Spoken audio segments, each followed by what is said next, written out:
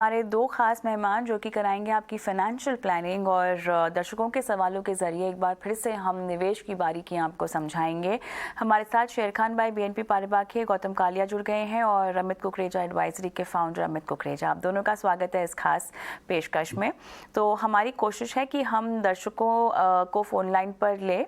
गिरीश लाडा साहब मेरे ख्याल से फ़ोन लाइन पर हैं जो कि गौतम से सवाल पूछना चाहेंगे। गिरीश, हाँ मैडम, आपको मेरी आवाज़ आ रही है? कहाँ से बोल रहे हैं सर? मैडम मैं जालना से बोल रहा हूँ, महाराष्ट्र। ओके, आपके पास मेरा एसेट का इमर्जिंग ब्लू चिप है, ABSL frontline equity, Nippon India का स्मॉल कैप है और पराग पारेख का फ्लेक्सी कैप है ना सर? कब से निवेश कर रहे हैं इन 4 फंड्स में? 1 ईयर हो चुका है मैडम। और अब इसमें आपको 40 लाख रुपए चाहिए 15 साल के बाद। ये जो आपने चुनाव किया ये खुद किया है? जी नहीं मैडम, ये ब्रोकर थ्रू किया है, स्मार्ट पैसा बोल के है। पंकज जैन, उनकी यहाँ से किया है। ओके, तो अब मुझे बताएं कि आपको अपने पोर्टफोलियो में क्या बदलाव करने हैं?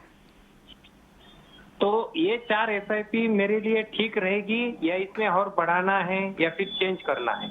अभी आपको अगर निवेश बढ़ाने की सलाह दी जाए तो आप कितना निवेश बढ़ा पाएंगे? 2 से 3 हजार रुपए। 2 से 3 हजार रुपए आप कर पाएंगे ना? यस। ठीक है, गौतम बताएं, अगर निवेश बढ़ाएं तो इनका लक्ष्य पूरा होगा? जी, आपको थोड़ा सा अपना निवेश बढ़ाना है तो आपका लक्ष्य जो 40 लाख है 15 साल में पूरा हो सकता है, अगर हम मान के चले कि 12% का रिटर्न आए आपके इन्वेस्टमेंट्स में। तो आपके जो फंड्स हैं अभी ज्यादातर ठीक है। आपका ये आदित्य बिरला सन लाइफ का फ्रंटलाइन इक्विटी फंड जो है, इसको आप मेरे asset emerging blue chip fund में शिफ्ट कर सकते हैं। एक नया सिप आप स्टार्ट कर सकते हैं HDFC का large and mid cap fund. उसमें आप 1500 से 2000 अगर कर सकते हैं महीने का नया सिप तो वो अच्छा रहेगा। और दूसरे आपके जो सिप है वो ठीक है, उनमें आपको कुछ बदलाव करने की जरूरत नहीं है। तो आपका 6500 जो महीने का जा रहा है उसको अगर आप 8000 कर सकते हैं तो आपका 15 साल में 40 लाख हो सकता है। मेरा एक क्वेश्चन था। हाँ। इसमें मेरा एसेट में और अगर बढ़ा दिया तो चलेगा क्या? मेरे एसेट में अगर आप 1000 रुपए की जगह 1500-2000 कर सकते हैं तो चलेगा। आप ब्लू चिप की बात कर रहे हैं कि जो मैं बोल रहा हूं इमर्जिंग ब्लू चिप की? जी नहीं, मेरा एसेट में मेरा 1500 रुपया है, अगर उसको 2500 कर दूं? आप उसमें आप 2500 कर दीजिए। हाँ, मेरा एसेट में 2500। हाँ, तो आपका जो 1000 फ्रंटलाइन इक्विटी में चल रहा है वो आप मेरे एसेट में 1500 चल रहा है, पराग पारिक में 2500 चल। जी चलिए, यहाँ पे कॉल ड्रॉप हो गई है, लेकिन उम्मीद करते हैं कि इनको YouTube पर इसका जवाब जो है एक बार फिर से अगर सुनना हो तो सुन सकते हैं। गिरीश जी, गौतम आप इनको फिर भी इनके कंफ्यूजन के लिए सलाह देना चाहते हैं?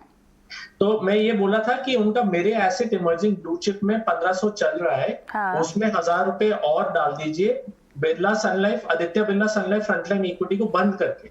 ओके। और एक नया SIP HDFC large and mid cap fund में 1500 रुपए का स्टार्ट कर दें।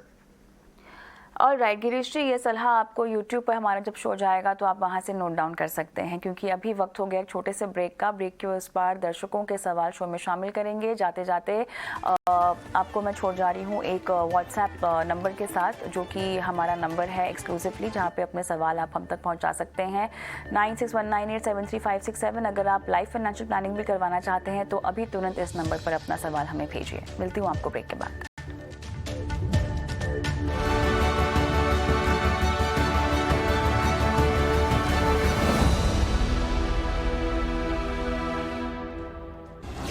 Powered by Mirae Asset Mutual Fund।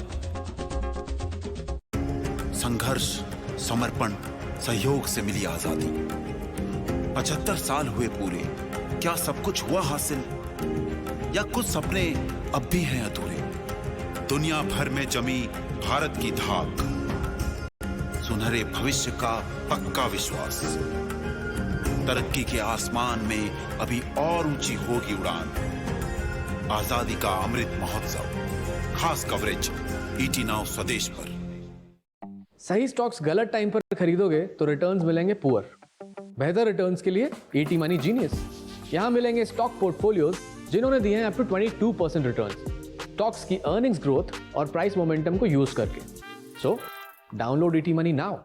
Securities market investments are subject to market and other risks. MG Aster, with a personal AI assistant and autonomous level 2 features. You and Aster, the AI affair. ये रहा मैं और ये है मेरे proud dad. मेरा बेटा engineer बनेगा। And that's what I wanted to be. But this quota down and struggle is not what I wanted to do here. I applied for Bennett University's BTech program. Super advanced course bro, brilliant faculty, world class campus, specialization वाले BTechs और excellent placements. Package पता कितना है? 50 lakhs bro. तो अब अगला innovation तो made in India ही होगा। Time to be part of Bennett Industry 6.0 revolution. अब डर सुनाई देगा। मिर्ची प्लस, कहानियों का असली अड्डा।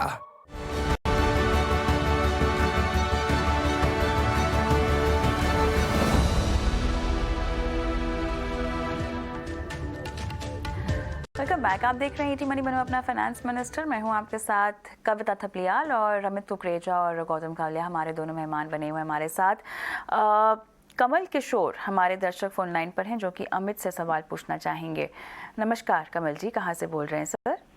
नमस्कार मैम, मैं जोधपुर राजस्थान से बोल रहा हूँ। बहुत बढ़िया, बताएं सर कैसे अब तक अपनी फाइनेंशियल प्लानिंग की है आपने? नहीं, मैंने मैम अभी न्यू ही शुरू किया है, जून महीने से ही। और पर मंथ मैंने आप पोर्टफोलियो शेयर किया है जी। हाँ, तो मुझे 10 साल बाद इसमें 20 लाख और 15 साल बाद 30 लाख रुपए चाहिए। तो एक तो मुझे ये पूछना है कि इन स्कीम में कोई बदलाव की जरूरत है या स्कीम सही है, और दूसरा क्या इस तरीके से मैं इन 5 SIP से इस गोल तक पहुंच सकता हूँ? ठीक है, 13,000 फिलहाल आप कर रहे हैं ना इन 5 फंड्स में? हाँ मैम। ओके, तो चलिए 20 लाख रुपए काफी होंगे बेटी की पढ़ाई के बाद, 10 साल के बाद? यस। ठीक है, ये जो आपने जून में फंड्स जोड़े हैं ये आपने खुद रिसर्च की है क्या? नहीं, मैंने मैम आपका शो देख के ही खुद रिसर्च करके ही सेलेक्ट किए। ओके, चलिए बताते हैं रणनीति आपकी कैसी है। अमित, इनके पोर्टफोलियो पर जाएं हम, उससे पहले ये बताएं कि ऐसे बहुत सारे दर्शक हैं जो हम अमूमन शो पर तो फंड्स रेकमेंड करते हैं, दर्शकों को बताते हैं किस में रहना चाहिए, किस से निकल जाना चाहिए। आमतौर पे सभी के लक्ष्य मोटे तौर पे लॉन्ग टर्म के लिहाज से बच्चों की पढ़ाई, शादी, खुद का घर हो गया, रिटायरमेंट हो गया, इसी के इर्द गिर्द होते हैं। क्या किसी एक के सवाल से सलाह लेकर आप अपने पोर्टफोलियो में किसी और लक्ष्य के लिए या उसी लक्ष्य के लिए रणनीति बना सकते हैं? क्या ये रणनीति, ये तरीका सही होगा कि हर किसी का पोर्टफोलियो के स्पेसिफिक है और उनकी रिक्वायरमेंट, निवेश की राशि, इस सब पर निर्भर करता है कि वो किस फंड को अपने पोर्टफोलियो में डाले और कितना जोखिम ले, कितना नहीं ले? कविता, आपने एक बहुत ही सेंसिटिव और बहुत ही पावरफुल टॉपिक छेड़ा है कि हर गोल सबका पर्सनलाइज्ड तरीके से प्लान किया जा सकता है। आपको 5-6 चीजें समझनी होती हैं अपने गोल को प्लान या गोल के प्लान को एग्जीक्यूट करने से पहले। पहला, आपकी एज कितनी है, आपका मार्केट के इन्वेस्टमेंट में तजुर्बा कितना है, आपका लाइफ स्टेज क्या है, क्या न्यूली मैरिड हैं, अभी बच्चे हुए हैं, आपकी लाइफ में और कौन कौन से गोल्स हैं जो आने वाले हैं जिसकी वजह से पोर्टफोलियो में चेंज हो सकता है, आपका नेचुरल रिस्क टॉलरेंस क्या है। मार्केट वॉलेटिलिटी जब होती है तो आप डर जाते हैं, घबरा जाते हैं, ग्रीडी हो जाते हैं, फियरफुल हो जाते हैं। आप कैसे रिस्पॉन्ड करते हैं उस मार्केट में? जैसे हमारे ये वाले व्यूअर हैं, इनका नाम है कमल किशोर। कमल किशोर ने सिर्फ जून में ही SIP करना शुरू किया है। कमल किशोर का ये बिल्कुल बिगिनर वाला म्यूचुअल फंड इन्वेस्टिंग एक्सपीरियंस है। मैं कमल किशोर को बोलूंगा। और एक चीज और, कमल किशोर ने स्मॉल कैप में भी एक्सपोजर ले लिया है, मिड कैप में भी एक्सपोजर ले लिया है, लार्ज एंड मिड कैप भी है, फ्लेक्सी कैप भी है। मतलब इन फंड्स में वॉलेटिलिटी ज्यादा होती है। जब मार्केट करेक्ट होता है, हो सकता है कमल उस समय उस फॉल से डर जाए। तो ऐसे जब भी आप किसी गोल को प्लान करें तो ये 5-6 चीजों को अच्छे से सोच के प्लान करें। मैं रिपीट कर देता हूँ, आपकी एज, आपकी लाइफ स्टेज, आपका नेचुरल रिस्क टॉलरेंस, आपके दूसरे लाइफ गोल्स क्या हैं और आपका इन्वेस्टिंग एक्सपीरियंस क्या है, पर्टिकुलरली मार्केट से रिलेटेड जो इन्वेस्टिंग एक्सपीरियंस क्या है। ये चीजें को सोच के फिर आपको पहले तो म्यूचुअल फंड सेलेक्ट करने हैं, उसके बाद फंड परफॉर्मेंस देखनी है, फिर आपको ये देखना है कि उनको रिव्यू करने की पीरियोडिसिटी क्या होनी चाहिए। बड़े सारे फैक्टर्स होते हैं जिसके लिए आपको प्लानिंग पॉइंट ऑफ व्यू से सोचना पड़ता है। अब कमल की स्पेसिफिक क्वेश्चन पे आते हैं। इनके सारे स्कीम्स अच्छे हैं, सारे स्कीम्स इन्होंने आपके और हमारे टीवी शो से पिक किए हैं, ये सारे स्टार रेटेड फंड्स हैं। कोई भी स्कीम कमल के पोर्टफोलियो में ऐसी नहीं है जो हमें चेंज करनी है, सब अच्छी है। बट कमल को मैं कुछ फैक्ट्स बता देता हूँ। कमल को लगता है कि आज जो एजुकेशन कॉस्ट 20 लाख रुपए है ना, वो 10 साल के बाद भी 20 लाख रहेगी। तो कमल को सबसे बड़ा करेक्शन ये करना है कि एजुकेशन की इन्फ्लेशन जो होती है वो 10% होती है। तो कमल को 10% की इन्फ्लेशन के हिसाब से जो एजुकेशन आज 20 लाख रुपए कॉस्ट कर रही है, वो 10 साल के बाद 51,87,000 कॉस्ट करेगी। 51,87,000। उस अमाउंट को एक्यूमुलेट करने के लिए, क्योंकि इनका पोर्टफोलियो मिड कैप और स्मॉल कैप पे आधारित है, तो इनको 14% का रिटर्न हम मान के चल रहे हैं। इनको 21,000 रुपए की SIP चाहिए। दूसरा इनका गोल है 30 लाख रुपए का। 15 साल के बाद अगर मैं नॉर्मल इन्फ्लेशन 6% की लगाऊं, जो कि इन्होंने वेडिंग गोल के लिए सोचा है, तो ये 71,89,000 बनती है। 6% की इन्फ्लेशन 15 साल के बाद, जो 30 लाख उनको आज लग रहा है शादी में खर्च होंगे आज, वो उनकी जरूरत 71,79,000 रुपए की हो जाएगी। उसके लिए भी उनको SIP डालनी है 14% के ROI से 12,720। तो ये दोनों SIP मिला के कमल को करीब 33,500 रुपए की इन्वेस्टमेंट करनी है हर महीने। कमल अभी 13,000 कर पा रहे हैं। अगर मैं अमाउंट सोचूं तो आई थिंक इन्होंने यही लिखा है 13,000 कर पा रहे हैं। इनको 20,000 रुपए की और SIP करनी पड़ेगी, जो विद टाइम इनकी सैलरी बढ़ेगी तो SIP कैपेसिटी भी बढ़ जाएगी। तो मैं इनको निराश नहीं करना चाहता हूँ। इनके इन्वेस्टिंग गोल तक शायद, इनके फाइनेंशियल गोल तक शायद ये पहुंच सकते हैं आराम से। बट इनको ये जो मैंने 5-6 पैरामीटर्स बताए हैं, अपना इन्वेस्टिंग एक्सपीरियंस बढ़ाना है। उन पैरामीटर्स को सोचते हुए इनको अपनी फाइनेंशियल प्लान करनी। I hope I answered the question. बिल्कुल कमल जी, देखिए थोड़े से गोल्स को आपको रियलिस्टिक रखना होगा, थोड़ा इन्फ्लेशन को, महंगाई को, जो कि हमेशा हम कहते हैं कि आपको फैक्टर इन करना चाहिए जब भी आप लक्ष्यों को तय करें। बहरहाल अमित से कोई सवाल पूछना चाहते हैं? No ma'am. All the best अपने इन्वेस्टमेंट के लिए। रंजीत क्या फ़ोन लाइन पर है मेरे साथ? रंजीत जी, हाय, गुड इवनिंग। कहाँ से बोल रहे हैं? गुड इवनिंग, मैं पंजाब अमृतसर से बोल रहा हूँ मैम।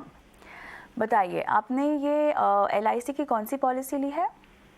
LIC ये मैम मनी बैक पॉलिसी है मेरे पास। कब ली है ये? ये काफी टाइम हो गया मैम। एक तो मैच्योर हो चुकी है, शायद मैच्योर नहीं, मतलब पेमेंट पूरी हो गई, 3 साल के बाद मैच्योरिटी हो जाएगी उसकी। और एक अभी 20 साल की है, वो चल रही है। एक और ले रखी है जो 20 साल की है। 2 पॉलिसीज हैं? 2 पॉलिसीज हैं। हाँ जी। तो वो ही मनी बैक है? जी जी।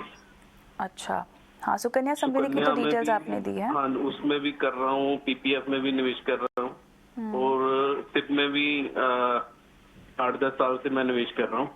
और अगले 10 साल में 2 करोड़ का है मैम लक्ष्य, बच्चों की सेटलमेंट के लिए, पढ़ाई शादी के लिए और अपने लिए रिटायरमेंट के लिए। 75 लाख का टर्म इंश्योरेंस आपने सब कैलकुलेट करके लिया हुआ है ना? लिया हुआ मैंने। जी जी। तो उसमें आपने अपनी लाइबिलिटीज कवर की हैं, अगर कोई घर का लोन चल रहा हो या कुछ है। चलिए, फोन लाइन पर कॉल ड्रॉप हो गई यहाँ पर। बहरहाल जो इन्फॉर्मेशन हमारे पास है गौतम, दरअसल इंश्योरेंस पॉलिसीज पे अगर क्लैरिटी मिल जाती तो हम इनको रणनीति आगे बता पाते क्या करनी है क्या नहीं है। बहरहाल एक का तो इनका पेमेंट का पीरियड पूरा हो गया है, दूसरी कौन सी थी उस पर और सवाल नहीं ले पाए। बट बताइए क्या करना चाहिए इनको? तो एक इंफॉर्मेशन जो मुझे शो के पहले मिली कि उनके पास एक हेल्थ इंश्योरेंस भी है। हाँ। तो बहुत ही अच्छी बात है रंजीत जी आपके लिए। मैं ये कहना चाहूंगा कि हेल्थ इंश्योरेंस अगर आपके पास कंपनी से अगर आप सैलरीड है और कंपनी से आपको मिल रही है, उसके अलावा अगर आपके पास एक है पॉलिसी तो बहुत अच्छी बात है, क्योंकि ज्यादातर हम पैसे जुटाने में लग जाते हैं और निवेश करने में लग जाते हैं, मगर जो वर्स्ट केस सिनारियो होता है उसके लिए प्लानिंग करना इंपॉर्टेंट रहता है, और उसके लिए बहुत अच्छी बात है कि आपने इंश्योरेंस लिया हुआ है मेडिकल का। मुझे ये पता नहीं था कि आप 8-10 साल से कर रहे हैं सिर्फ, तो बहुत ही अच्छी बात है अगर आप तब से कर रहे हैं। वो मुझे अभी पता चला आपने जो फोन पे बताया। मेरे हिसाब से अगर आप मैंने जो प्लान बनाया वो ये मान के बनाया कि अगर आप आज से स्टार्ट कर रहे हैं तो आप अपना टारगेट 10 साल में कर पाएंगे कि नहीं, गोल 2 करोड़ का।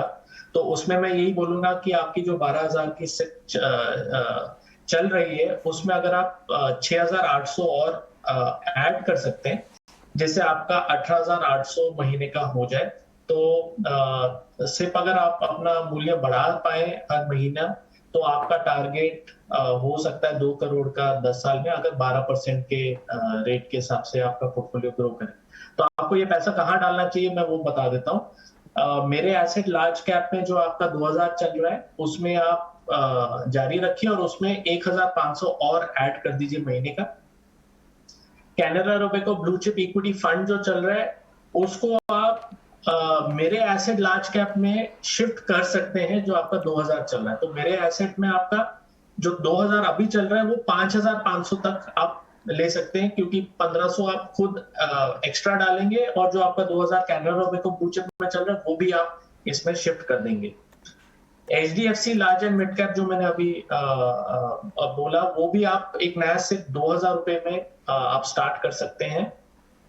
DSP मिड कैप में आपका जो 2000 चल रहा है वो आप शिफ्ट कर सकते हैं कोटक इमर्जिंग इक्विटी फंड में। SBI स्मॉल कैप आप जारी रखिए, जो आपका 1,000 रुपए चल रहा है उसमें आप 1,700 रुपए और निवेश कर सकते हैं, तो आपका 2,700 रुपए वहां पे हो जाएगा।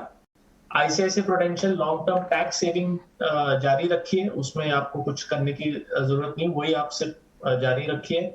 ABSL फ्लेक्सी कैप भी वही अच्छा फंड है, उसमें रखिए आप 3,000 जो आपका महीने का चल रहा है। और ये Canara Robeco flexi cap fund में आप 1,600 रुपए आप स्टार्ट कर सकते हैं एक नया से। तो इससे आपका 12,000 का जो महीने का सिप चल रहा है वो 18,800 का सिप हो जाएगा, और इससे आपका 10 साल में 2 करोड़ का टारगेट निकल। चलिए, एक चीज़ जो मुझे आपसे पूछनी है गौतम वो ये है कि जो भी फंड्स आप रेकमेंड कर रहे हैं इनकी लंबी अवधि तक इन फंड्स में रहने की सलाह हमेशा दी जाती है, लेकिन अगर इन फंड्स की परफॉर्मेंस में किसी भी तरह की कठिनाइयाँ आती हुई दिखाई देती है तो फंड को बदल देना क्या सही होता है, या आपको लगता है कि रुके रहना चाहिए, थोड़ा समय देना चाहिए और उसके बाद बदलने के बारे में सोचा जाए? तो बहुत ही अच्छा सवाल पूछा है आपने। ज्यादातर लोग लॉन्ग टर्म इन्वेस्टमेंट ये समझ लेते हैं कि एक ही फंड में आपको 10-15 साल के लिए पैसे डालने चाहिए। बात लॉन्ग टर्म इन्वेस्टमेंट की है स्टॉक मार्केट में, इक्विटी मार्केट में, और इक्विटी मार्केट में जब आप लॉन्ग टर्म इन्वेस्टमेंट कर रहे हैं तो म्यूचुअल फंड एक जरिया है, और म्यूचुअल फंड में तरह तरह की स्कीम्स होती हैं और वो स्कीम की परफॉर्मेंस क्या उतार चढ़ाव चलते रहता है। कभी कभी फंड मैनेजर चेंज हो जाते हैं, कभी कभी प्रोसेसेस चेंज हो जाते हैं, कभी कभी फंड हाउस ऐसी कोई पोजीशन ले लेती है स्टॉक की जो हमारे रिसर्च के साथ मिलता नहीं है उसका व्यू। तो क्या होता है कि जो भी आपका एडवाइजर है, जिनसे भी आप बात कर रहे हैं, जो भी आपका डिस्ट्रीब्यूटर है, उनसे आप पूछ सकते हैं हर 3 महीने, हर 6 महीने में कि ये फंड अच्छा है कि नहीं। और अगर फंड को बदलना है तो ये ऑब्वियसली ध्यान में रखना चाहिए कि उसमें एग्जिट लोड है, उसका टैक्स इम्प्लीकेशन क्या है। तो ज्यादातर हम इन्वेस्टर्स को 1 साल के अंदर नहीं बोलते फंड को चेंज करने में, क्योंकि 1 साल में आपका खर्चा बढ़ जाता है, एग्जिट लोड लग जाता है, टैक्स लग जाता है। तो जो हम नया फंड बता रहे हैं, अगर 1 साल के अंदर बताएं चेंज करने में, तो जो नया फंड है उसका परफॉर्मेंस इतना अच्छा होना चाहिए आगे जाके कि आपका वो पूरा खर्चा का भी रिकवरी हो जाए। तो इसलिए वो ज्यादातर हम बोलते नहीं है क्योंकि इतनी श्योरिटी रहती नहीं। हम तो सिर्फ कंसिस्टेंसी, परफॉर्मेंस और जो टैलेंट है जो मैनेज कर रहे हैं वो हम ध्यान में रखते हैं। जो प्रोसेस को फॉलो करते हैं उसको हम देख के हम ये फंड सिलेक्शन करते हैं और बताते हैं। चलिए, बहुत बढ़िया जवाब दिया आपने। और इसी बीच हमारे साथ हनी दर्शक जो हैं फोन लाइन पर जुड़ भी गए हैं। कैसे हैं? Fine ma'am. बताइए मैम, मेरा क्वेश्चन ये था कि मैं अभी मेरा करंट पोर्टफोलियो मैंने आपको सेंड किया है जी, और मेरे को अब 6 to 10,000 और SIP इन्वेस्टमेंट करना है, तो उसके लिए तो फंड चाहिए था। और दूसरा पोर्टफोलियो वो कैसा है मेरा, दूसरा इनकेस अगर मैं अपनी वाइफ के नाम पे SIP चालू करता हूँ तो उसके से मेरे को इनकम टैक्स में कैपिटल गेन टैक्स उसमें बेनिफिट में रहेगा क्या? ओके। और सुकन्या समृद्धि योजना इन्वेस्टमेंट चालू करें या नहीं करें उसमें? ठीक है। एंड एक स्मॉल कैप का पूछना था कि ऐड कर सकते हैं क्या फंड में? स्मॉल कैप भी आपने ऐड करना है, ठीक है। आपके पास 2 फ्लेक्सी कैप तो है यहाँ पर, ठीक है। कब से कर रहे हैं आपने कहा इस पोर्टफोलियो में इन्वेस्टमेंट? ये करीब 7 ईयर मोस्ट अप्रोक्सीमेटली। 7 साल हो चुके हैं। 7 साल में ही आपने निवेश को बढ़ाकर 22,000 किया है? राइट। और भी बढ़ाएंगे ना आगे? यस, अभी 6 to 10,000 इन्वेस्ट करना है। और कितना आप चाहते हैं वैसे, कितना इकट्ठा करना है आपने? मैम, रिटायरमेंट के लिए आफ्टर 20 ईयर 2 करोड़ एंड एल्डरहुड के लिए आफ्टर 3 ईयर एजुकेशन के लिए 50 लाख। 3 साल बाद? मैरिज के 15 साल के बाद? 10 साल के बाद एजुकेशन के लिए 50 लाख और मैरिज के लिए 75 लाख। और जो स्मॉल है उसके लिए 15 साल के बाद 75 लाख एजुकेशन के लिए एंड 1 करोड़ मैरिज के लिए। चलिए, अमित बताएं। हनी, आपको मैं पहले सजेशंस दे देता हूं। आपके 28,000 के SIP के लिए आप करेंटली 22,000 कर रहे हैं, 6,000 बढ़ाना चाहते हैं, तो जो मैं स्कीम्स आपको रेकमेंड कर रहा हूं उनको मैं कॉल आउट कर देता हूं। आप UTI निफ्टी इंडेक्स फंड में शुरू कीजिए 4,000। आप HDFC सेंसेक्स इंडेक्स प्लान में शुरू कीजिए 4,000। आप मेरा ऐसे टैक्स सेवर को बढ़ा दीजिए, उसको 7,000 कर दीजिए। पराग पारिक फ्लेक्सी कैप को भी बढ़ा के 7,000 कर दीजिए। कोटक इमर्जिंग इक्विटी को आप 3,500 कर दीजिए। मेरा एसेट इमर्जिंग ब्लू चिप को भी आप 2,500 कर दीजिए। सिर्फ ये 6 स्कीम्स को आप कंटिन्यू करिए। ये अच्छी स्कीम्स हैं, ये पीयर ग्रुप में लीडिंग स्कीम्स हैं। इनका परफॉर्मेंस मार्केट वॉलेटिलिटी में अच्छा रहा है। कोविड से पहले भी अच्छा परफॉर्म कर रहे थे और कोविड क्रैश के बाद भी इन्होंने काफी स्ट्रॉन्ग रेजिलियंस और रिसर्जेंस दिखाया। तो ये 6 स्कीम्स में आप 28,000 SIP कर सकते हैं। मैं आपकी गोल्स प्लानिंग नहीं कर रहा हूं क्योंकि मेरे पास वो इन्फॉर्मेशन थी नहीं, वो अभी आई है। बट रफली आपको 35 से 50,000 की SIP तो करनी पड़ेगी उन गोल्स को अचीव करने के लिए जिनके नंबर्स आपने अभी कविता जी से शेयर किए। एक्यूरेट नंबर्स नहीं बोल रहा हूं मैं, बट मोटा मोटा 35 से 50,000 का SIP आपको करना पड़ेगा। आपके 2 और क्वेश्चन एड्रेस कर देता हूं।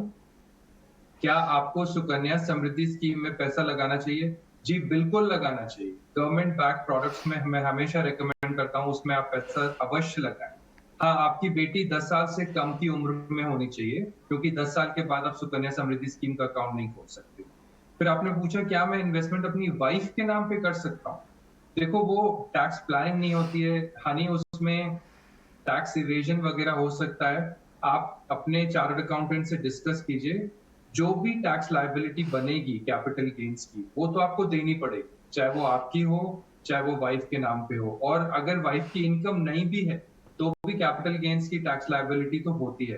तो आप करना चाहते हैं तो कर कीजिए, लेकिन पूरा डिक्लेयर कीजिए कि वो आपने गिफ्ट किया है अपने स्पाउस को, और अब स्पाउस इस पोर्टफोलियो में इंटरेस्ट या income capital gains income earn कर रहे हैं तो उसका जो टैक्स लायबिलिटी होगा वो पूरा करेंगे। तो आप कर सकते हैं, बट इतना कुछ खास टैक्स का फायदा होगा नहीं क्योंकि कैपिटल गेन्स के ना बड़े स्टैंडर्ड टैक्स स्लैब्स होते हैं, शॉर्ट टर्म इनकम टैक्स पे होता है, और अगर आप लॉन्ग टर्म इन्वेस्टर हैं तो long term capital gains tax fixed रहता है, वो सैलरी पे डिपेंडेंट नहीं होता है। खाली short term capital gains tax जो होता है वो भी फिक्स्ड इनकम का, वो सैलरी स्लैब पे आपके इनकम टैक्स स्लैब पे डिपेंडेंट, तो इतना कुछ खास फायदा होगा नहीं ट्रांसफर करने के हिसाब से। तीसरा आपने पूछा स्कीम्स अच्छी हैं, मैंने आपको बता दी, जो कंटिन्यू करनी है वो मैंने कॉल आउट कर दिया है, आप समझ जाइएगा कि किसको डिसकंटिन्यू करना है उसको देखने के बाद।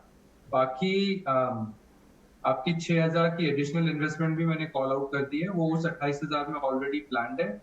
और आपकी गोल्स प्लानिंग हम फिर किसी दिन जब आप गोल्स के अमाउंट डिटेल में शेयर करेंगे तो we will be happy to share. चलिए हनी, आपने फंड्स के नाम नोट डाउन तो कर लिए हैं, और कोई सवाल आपने पूछना है अमित से? मैम ये था कि जो सर ने जो अभी एक्सप्लेन मेरा tax saver additional, ma'am ATC का लिमिट मेरा ऑलरेडी कंप्लीट हो जाता है। ओके, कभी तो उसमें एडिशनल का? जी अमित, इनके पास 1.5 लाख की लिमिट होती है, मैंने इनको सजेस्ट किया है 7000, तो that makes it how much, about 84,000, right. 12 महीने में 7000 अगर हर महीने इन्वेस्ट करेंगे तो 84,000। ये EPF PPF में जितना पैसा जमा कर सकते हैं कर लें, अगर वो 1.5 लाख की लिमिट को एग्जॉस्ट करता है तो टैक्स सेवर में ना करें, फिर ओपन एंडेड स्कीम्स में जाएं। लेकिन अगर उसमें वो नहीं करना चाहते और इक्विटी बेस्ड टैक्स सेवर या ELSS में करना चाहते हैं तो 7000 के हिसाब से पर मंथली ये कर सकते हैं। इनका जो ऑलरेडी टैक्स सेवर था मैंने उसी अमाउंट को रीसेट करके इनको बताया, ये 2 स्कीम में मिला के 7000 डाल रहे थे, तो मैंने इनको बोला कि आप मेरा ऐसे टैक्स सेवर में 7000 डाल, तो मैंने उस अमाउंट को चेंज नहीं किया। बहुत बहुत धन्यवाद हनी, समय निकाला आपने अपने सवाल को हमें भेजने के लिए, और उम्मीद करते हैं कि आपको सलाह समझ में आ गई हो। अगले दर्शक लवली हमारे साथ फोन लाइन पर है। नमस्कार। नमस्कार मैम। ओके, तो आप Nippon India dynamic bond fund में 1000 रुपये का ऑलरेडी आपका इन्वेस्टमेंट चल रहा है ना? चल रहा है मेरा। ठीक है, अभी आप इसमें STP करना चाहते हैं? नहीं, STP की सजेशन मांग रहा हूँ मैं, बिकॉज ये कुछ ज्यादा प्रॉफिट दे नहीं पा रही है। डायनेमिक बॉन्ड फंड है, डेट फंड है। बेसिकली इसमें मैं सजेशन मांग रहा हूँ कि should I go for STP in Nippon India, or you have suggested me some very good plan if you have some very good अच्छा कोई म्यूचुअल फंड हो इसी में निप्पॉन इंडिया में ही? डेट में या इक्विटी में? वो आप सजेस्ट कर दीजिए, डेट में लगाने में फायदा रहेगा कि इक्विटी में? नहीं, वो आप बताएंगे हमें, क्योंकि आपको कितना साल ये निवेश को रखना है, आप रिस्क कितना ले सकते हैं? 10 साल ऑलमोस्ट। 10 साल कम से कम। आपने 10 साल के लिए इस फंड में पैसे लगाए हैं, डेट फंड में? तो मैं ऑलरेडी इस फंड में ऑलरेडी बहुत देर से लगा रहा हूँ, 5700 के करीब मेरे पास तो यूनिट भी है इसके। तो इसीलिए मैं सजेशन मांग रहा था कि STP कोई ऐसा फंड बता दें निप्पॉन इंडिया में जहाँ इसमें वो आपका इक्विटी में हो या डेट में हो, जो अच्छी रिटर्न दे पाए। चलिए गौतम, आपके पास आऊंगी मैं सवाल लेकर। ये बताएं, अब अच्छे रिटर्न की तो डेफिनेशन बहुत ही ओपन एंडेड हो सकती है, लेकिन अगर 10 साल का समय है तो फिर ये डेट डायनेमिक बॉन्ड कैटेगरी की स्कीम में क्यों निवेश कर रहे हैं? क्यों ना किसी full on equity oriented scheme में निवेश करें? जी, तो अगर रिस्क ले सकते हैं इक्विटी मार्केट का तो आप जरूर इक्विटी इन्वेस्टमेंट करिए, इक्विटी म्यूचुअल फंड में पैसा डालिए। डेट फंड्स ऐसे इंस्ट्रूमेंट्स में इन्वेस्ट करते हैं जहां पे आपका expected return net of tax 6-7-8% तक जा सकता है। कोई मार्केट फोर्सेस से, मार्क टू मार्केट इफेक्ट से आपका रिटर्न 8 से कभी-कभी 12% भी हो जाता है, और 8 से कभी-कभी 4-3% भी हो सकता है डेट फंड में। स्पेशली जिस फंड में आपने निवेश किया है वहां पे उनकी एवरेज मैच्योरिटी थोड़ी हाई है अभी, जैसे उन्होंने पोर्टफोलियो को पोजीशन किया है। तो मेरा सजेशन यही होगा कि आप डेट से निकलिए और इक्विटी में आ जाइए। इक्विटी में आपका रिस्क भी बढ़ जाता है मगर आपका एक्सपेक्टेड रिटर्न भी बढ़ जाता है। तो जैसे हम सभी जानते हैं कि ज्यादा रिटर्न चाहिए तो ज्यादा रिस्क लेना पड़ेगा, तो वही तो आपका रिस्क बढ़ जाता है मगर एक्सपेक्टेड रिटर्न बढ़ जाता है। और क्योंकि आप वो रिस्क बढ़ा रहे हैं, वो रिस्क को काउंटर करने के लिए आप ये बोल रहे हैं कि मैं 10 साल के लिए पैसा रखूंगा। तो क्योंकि आप ज्यादा देर के लिए पैसा रख रहे हैं तो आप वो रिस्क ले सकते हैं। बस ये ध्यान रखना कि कल को अगर मार्केट गिर गई और आपने अपना इन्वेस्टमेंट दिखा रहे यार ये तो नीचे गिर रहा है, तो फिर आपको अपने आपको काबू में रखना पड़ेगा और आपको सेल नहीं करना है, क्योंकि फिर वो आपका 10 साल का व्यू तो पूरा हट गया। आपने 6 महीने में अगर मार्केट गिर गई, आपका निवेश किया पैसा अगर गिरने लग गया, आपने निकाल दिया, तो आपका 10 साल का व्यू तो हट गया। तो वो आपको ध्यान में रखना है। अगर आप 5 साल के लिए भी करते हैं तो अच्छी बात है, 5 साल से ज्यादा आप ऐसे करिए, आप वो पैसा निकाल के HDFC लिक्विड फंड में डाल दीजिए और वहां से 1.5 साल के लिए आप एक सिस्टमैटिक ट्रांसफर प्लान करिए HDFC large and mid cap fund में। तो ये फंड अच्छा रहेगा आपके लिए अगर आप 5-10 साल का व्यू लेके इन्वेस्ट कर रहे हैं। ये मेरी तरफ से आपके लिए सजेशन रहेगा। चलिए लवली जी, आपको ये सलाह दी है अमित ने, और इसी के साथ शो को आगे बढ़ाना होगा क्योंकि समय लगभग खत्म हो रहा है हमारे पास। रुक करते हैं सीधा निवेश के गुरु मंत्र की ओर।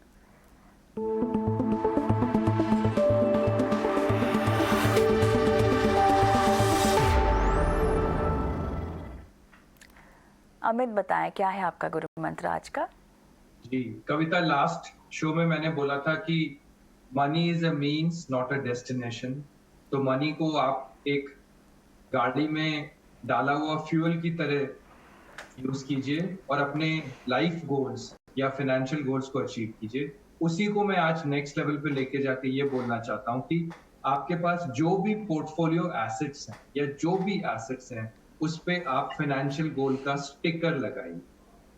तो एक शीट पे प्रिंट कीजिए आपके पास क्या क्या एसेट्स हैं, कितना रियल एस्टेट है, कितना फिक्स्ड इनकम है, कितना इक्विटी है, कितना स्टॉक्स है, कितना पीएमएस है, कितना क्रिप्टो है, कितना P2P लेंडिंग है। जो भी आपके पास जितने भी डाइवर्स इन्वेस्टमेंट प्रोडक्ट्स हैं जो आपके पोर्टफोलियो में है उसको प्रिंट कीजिए और एक इम्पॉर्टेंट पार्टनर के साथ, जो कि आपका लाइफ पार्टनर हो सकता है, जो कि आपका फाइनेंशियल एडवाइजर हो सकता है, एक स्टिकी पैड लीजिए और उसमें से एक एक स्टिकी निकाल पे आप उस एसेट पे वो स्टिकी लगाइए कि ये रियल एस्टेट मेरे इस गोल के लिए है, ये फाइनेंशियल एसेट्स का इक्विटी पोर्टफोलियो मेरे इस गोल के लिए है, ये मेरा फिक्स्ड इनकम पोर्टफोलियो मेरे इस गोल के लिए। तो जितना आप इस एक्सरसाइज को इंटेलेक्चुअल और मेंटल लेवल पे करके इस शीट पे प्रिंट करके स्टिकी लगा के फ्रीज करेंगे, उतना आप रियलाइज करेंगे इन लाइफ कि आप और ज्यादा प्रोटेक्टिव, थोड़े से कंजर्वेटिव, कॉशियस और फोकस्ड हो जाएंगे उन गोल्स को अचीव करने के लिए। और टाइम टू टाइम जैसे आप इस गोल बेस्ड पोर्टफोलियो को रीजे करते जाएंगे, आपके स्टिकीज वहीं रहने चाहिए, नए शीट पे वही स्टिकीज शिफ्ट हो जाना चाहिए। ये एक साइकोलॉजिकल टूल है जो आपको आपके गोल प्लानिंग के ट्रैक पे आपको हमेशा रखेगा और आपको कभी भी आपके फोकस को डिस्ट्रैक्ट या डाइल्यूट नहीं होना। गौतम जी, तो मैं बहुत ही बेसिक गुरु मंत्र बोलना चाहता हूँ इस बारी कि निवेश करने से पहले हमें बचत की आदत डालनी पड़ेगी। हमें पैसा खर्चने की तो आदत आ ही जाती है क्योंकि पूरी दुनिया लगी हुई है, जुटी हुई है हमें बहाने देने के कि यहाँ पे पैसा खर्च दो, यहाँ पे पैसा खर्च दो। तो हमें वैसे ही बहाने ढूंढने हैं पैसे बचाने के, और वो एक बारी आदत डल जाए, जैसे सिर्फ एक बहुत ही अच्छा टूल है जहां से आपकी आदत बन जाती है। तो वो आप आदत बनाइए, उसको होन करिए और वही चीज आप डेवलप करिए जिससे आप और पैसा बचा।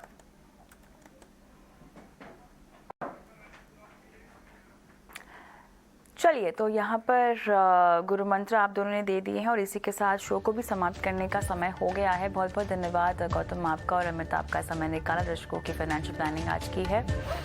और इसी के साथ मुझे भी इजाज़त दें, लेकिन जाते जाते एक नंबर आपकी स्क्रीन पे छोड़ जा रहे हैं जो हमारा व्हाट्सएप नंबर है, और इस नंबर पर अपने सवाल आप हम तक पहुंचाएंगे और साथ ही आप अपने सवाल लिखित रूप में पहुंचाएंगे, और अगर चाहें तो वीडियो भी रिकॉर्ड कर सकते हैं, वीडियो अपलोड कर दीजिए इस नंबर पर और बाद में हम इस वीडियो को जो है टीवी पर दिखाकर हमारे जो दर्शक हैं, जो एक्सपर्ट्स हैं, वो आपकी फाइनेंशियल प्लानिंग करेंगे। दीजिए इजाज़त, नमस्कार।